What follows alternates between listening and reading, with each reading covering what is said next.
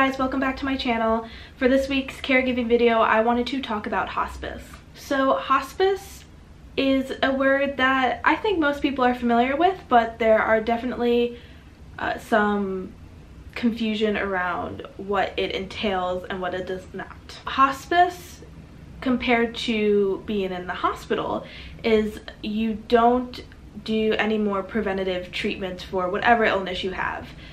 Now you are just taking care of the symptoms and quality of life. It's also called palliative care.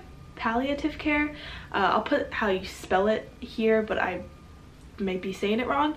So yeah, that really just means that you are treating the symptoms, but you're not treating the root cause anymore. Because of that, most people equate hospice with failure, they equate hospice with death, and they equate hospice with giving up. And I think that that is such a detrimental way to look at hospice, and unfortunately that's how our society perceives it. And I know from my dad's experience, he didn't want to enter hospice because that meant giving up and that meant dying, and that was a scary realization to come to. But coming from a caregiver's perspective, hospice was the best part of my dad's diagnosis as a whole. He was in hospice for just a week, but that was the most care we got. That's the most attention we got from people, especially medical professionals. It felt like I was in the most control during that point. I mean, because I was, but I'll get into that in a second. But it was extremely comforting. So for hospice, they have hospice homes or hospice centers, which are run by like medical professionals, and you know, it's kind of like a hospital, but you know, I think they make it more homey. And I know there's a really good documentary on Netflix called Endgame. It was actually nominated for an Oscar this year, did not win, but it's a short documentary and they focus on end of life and hospice. And there's a hospice facility in San Francisco that's basically like a home, and they have all these volunteers come, and these people just get to live in a home with loving staff and, you know, live out the rest of their days. And it's so beautiful. So for my dad, we chose to have home hospice, which meant that he got to come home, which was such an important aspect for us. We really wanted him to be home. We wanted him to pass at home. It just felt right, you know, being in hospitals for so long, and you know, bad things happen at hospitals besides like babies being born or getting a, you know, good surgery. But for him, the hospital equated to bad, and we feared that he would die at any point in the hospital. So we really pushed for home hospice, and he did fight it. He fought hospice until the very end. And the way we got him to go into hospice is by saying that you could get out of it, because that is something that I don't think a lot of people know, is that there is a small percentage of people who actually get out of hospice, who get better and can get out and, you know, move on with their lives. And that was the key for us to get my dad in, by telling him that it wasn't a death sentence, it wasn't giving up.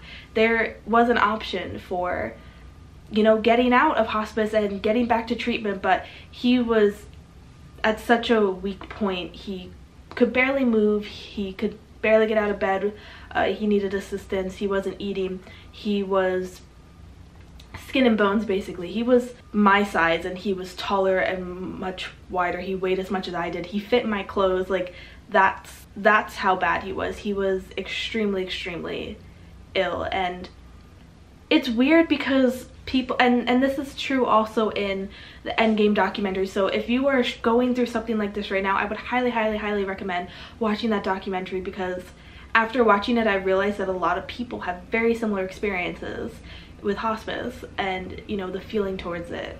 And I will say my dad never feared dying, but it was that idea of giving up. And I'm gonna say that over and over again in this video, but our society puts hospice as, you know, the last pit stop of somebody's life. Well, if you're in hospice, well, that's it. But that's really not the case. It is such a comforting experience, especially for caregivers. So for our experience, we got him into home hospice by, you know, telling him that he could get out of it. So to get into home hospice, he needed to get catheters in his chest and his stomach to drain out. He had something called ascites, which is a symptoms that end-stage cancer patients have, where like the cancerous like fluid builds up, and it started in his stomach and then it moved up to his lungs. I'm not really sure how it works, but usually when you have ascites, you don't live longer than 5 months, and he had it from the very beginning and he lasted 8. So that, Dad, you were a freaking rock star. But besides the point, he needed to get catheters to be able to go home, so when the nurses came, they could drain him. He was at a rehab center, like a physical rehab center, and at that point, they had a hospice provider lined up. They were called Hospice Hospice, and they were amazing. I was considered power of attorney. I'm pretty sure that's the word. Basically, I think it was a document that like asserted my authority over my dad when he could no longer think or speak for himself. He did sign, like, before you go into hospice, you have to sign, like, basically like you choose like DNR papers or kind of what you want to do when the time comes for death. So he signed, he did DNRs.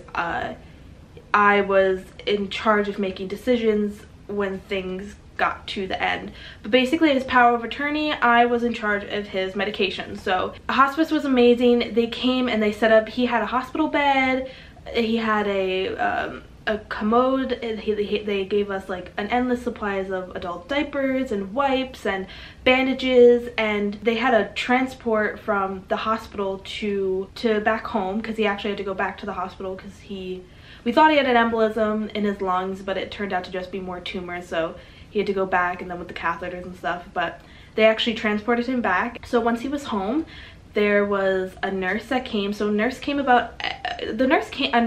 every day. So we had a main nurse, or we had like we had one main nurse, and then when the day he died, we basically had like 2 main nurses. But one of the nurses came the first day and came with what they called a comfort pack, which had all the medication that you would need. It had morphine pills, liquid morphine, even I think it had like ibuprofen in it. It had something called haloperidol, which helped hallucinations or calm down hallucinations, which, fun fact, not really fun, but it actually made a really memorable experience of his last week, is that my dad was like part of a very small percentage that actually had an adverse reaction to the haloperidol, so it actually made his hallucinations happen more frequently. But it honestly was such a funny way, a funny experience.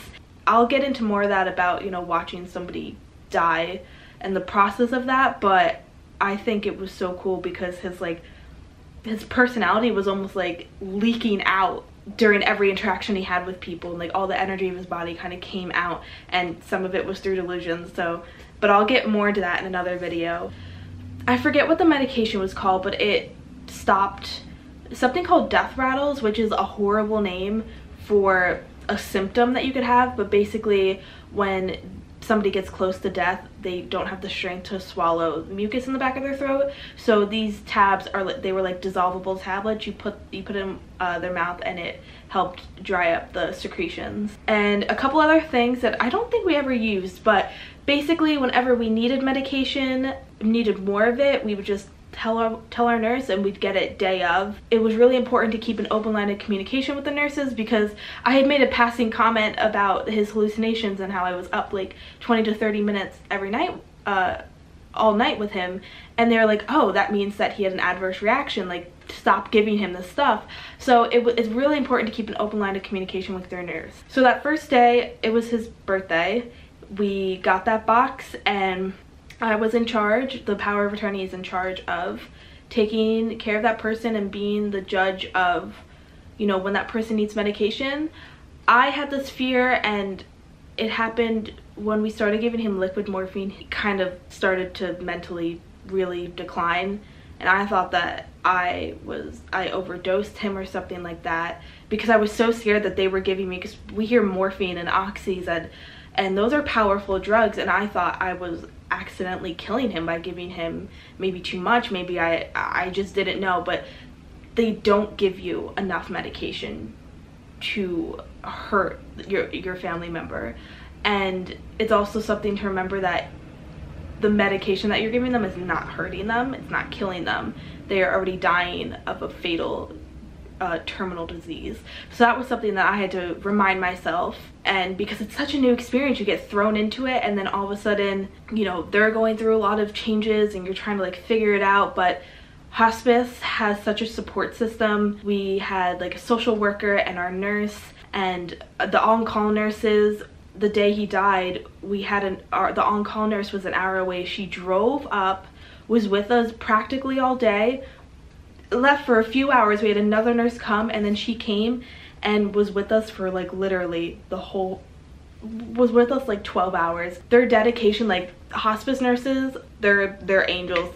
It's a special breed of wonderful people, because I don't think I could have the strength to do that, you know, as a profession, because it's emotionally draining. You are, you know, you're surrounded by family members who don't know what's going on. You're surrounded by, you know, people passing all the time. It's a lot. But I guess what I wanted to get across in this video, and what I've said a million times, is that hospice is a beautiful thing.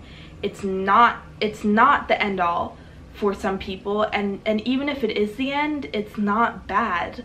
You know, I would rather my dad have passed with us at home than be in the hospital hooked up to a bunch of machines and you know, being scared, because I think the hospital just naturally heightens people's emotions. I hope this video portrayed that, and if you are somebody who's caring for somebody who may be nearing towards hospice, I would say not to be scared of it. I would say to look forward to the help that you'll be getting, and to be open with the nurses, and to be in great communication with them, to know that there are resources there, and that no question is dumb, no question is too small. They're there to answer. They're there 24/7, because death has no timeline.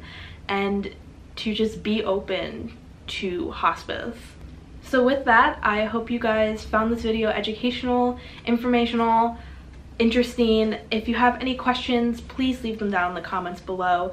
Hospice is something that I'm a big advocate for now, and I just had such a positive experience that I wanted to share this with people.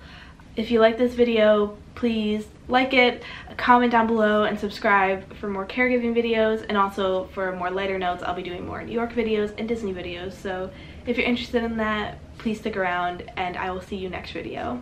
Bye guys.